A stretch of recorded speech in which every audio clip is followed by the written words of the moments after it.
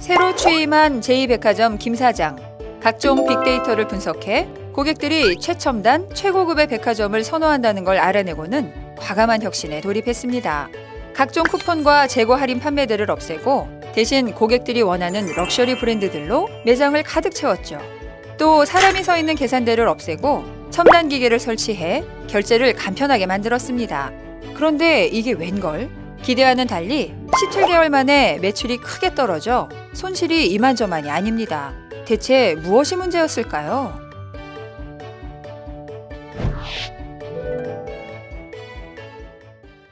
세계적인 혁신 전문가 제프 다이어는 이렇게 말합니다. CEO를 포함해 리더는 더 이상 최고 의사결정자가 돼서는 안 된다. 리더는 최고 실험가 역할을 해야 한다라고요. 하얀 가운 차림으로 과학 실험이라도 하라는 거냐고요?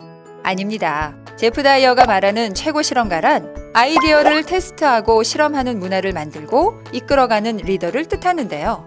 대부분의 리더들은 아이디어를 판단하는 것에 익숙해져 있습니다. 자신의 경험이나 기존의 상식을 기반으로 한다, 안 한다식의 의사결정을 내리는 게 보통이죠. 제프 다이어는 그러지 말고 먼저 아이디어의 성공 가능성을 검증해보는 실험을 해보라는 건데요. 앞선 문제 상황은 미국 유명 백화점 체인 JCPenney의 실제 사례입니다. 2011년 이곳의 CEO로 부임한 애플 출신의 론 존슨은 최첨단, 최고급의 백화점으로의 과감한 변신을 결정하기만 하고 그게 정말 먹힐지 실험하지는 않았는데요. 결국 예상과 달리 고객들은 JCPenney의 혁신에 등을 돌렸고 론 존슨은 결과에 책임을 지고 CEO 자리를 내놓아야 했죠. 반면 론 존슨과 달리 최고 실험가로 회사를 이끌어 눈부신 혁신을 일궈낸 리더가 있습니다. 바로 미국의 카지노 호텔 그룹 시저스의 CEO 게리 러브맨인데요. 그는 부임 직후 실험해보지 않고 어떤 프로그램이나 정책을 시행하는 것을 금기사항으로 발표할 정도로 실험 정신을 강조했습니다. 이를 어길 시에는 바로 해고라는 경고도 잊지 않았고요. 실험에 필요한 인재와 인프라를 갖추는데도 투자를 아끼지 않았죠. 자, 그럼 게리 러브맨의 이런 실험 정신이 어떤 혁신을 이끌어냈는지 살펴볼까요? 한 번은 게리 러브맨이 상품 개발에 대한 의사결정을 앞두게 되었습니다. 그런데 그는 갑자기 의문이 들었습니다. 지금까지처럼 자신들의 주요 고객을 관광객이라고 정해놓고 상품을 만드는 게 정말 맞는 걸까 하고요.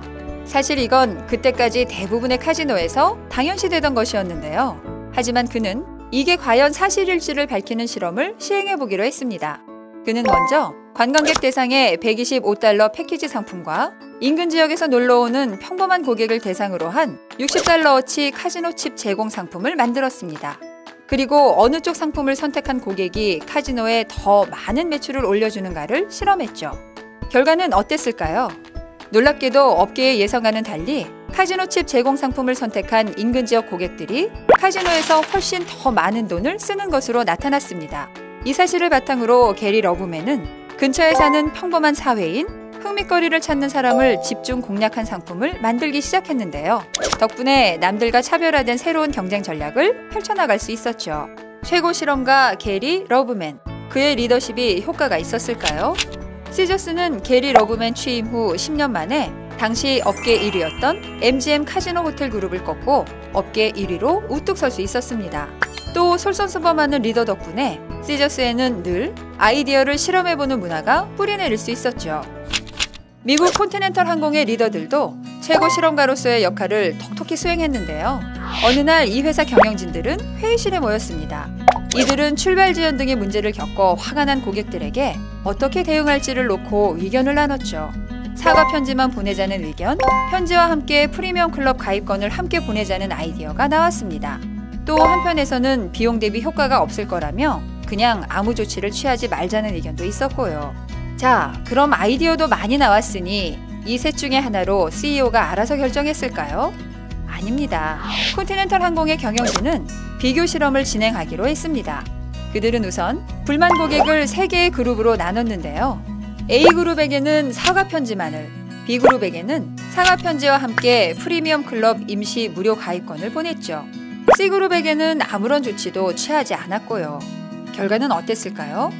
C그룹은 몇 개월이 지난 뒤에도 여전히 화를 내고 있었고 사과 편지를 받은 A그룹은 기분이 풀려 이듬해 이 항공사에 지출한 돈이 8%나 늘었습니다. 놀라운 건 B그룹이었는데요. B그룹의 고객 중 무려 30%가 프리미엄 클럽 무료 이용 기간이 끝난 뒤에도 돈을 내고 회원 자격을 유지하고 있었죠.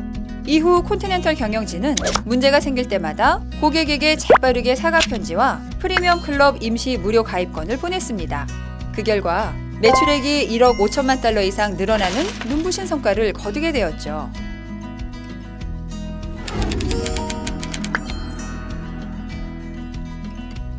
혹시 당신도 한다 안 한다 식의 의사결정만 내리고 있지 않나요? 이제 게리 러브맨처럼 결정하기 전에 먼저 실험을 해보자고 말하는 최고 실험가가 되어보세요.